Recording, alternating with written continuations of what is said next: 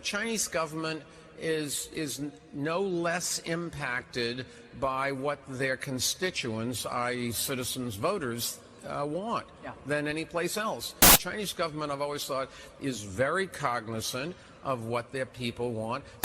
And they listen to the public. Xi Jinping is not a dictator. He has to satisfy his constituents or he's not going to survive. He's not a dictator? No, he has a constituency to answer to. The idea that the Chinese government is responsive to sort of a democratic expression of fresh air, come on, clean of course air. they are.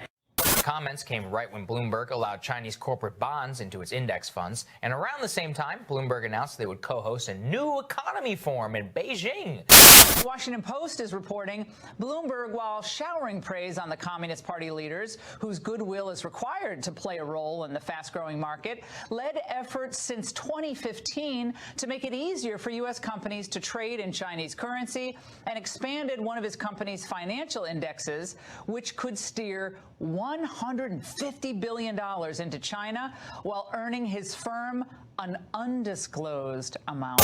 They've even been called out for spiking stories critical of Beijing over at Bloomberg.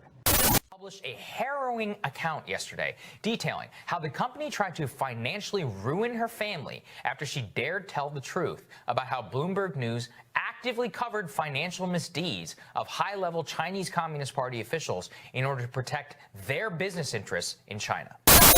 After Fincher publicly revealed these death threats, Bloomberg News allegedly called up Fincher's husband and demanded that she delete the tweets to avoid embarrassing the Chinese government. Worse, her husband later developed a story that detailed even more financial wrongdoings of the Chinese government. The story, however, never saw the light of day at Bloomberg News. The former Bloomberg CEO said, if you have a $9 billion company that is about to be crippled by a news division that loses $100 million a year, shouldn't you take a breath and think about the implications of what you are doing?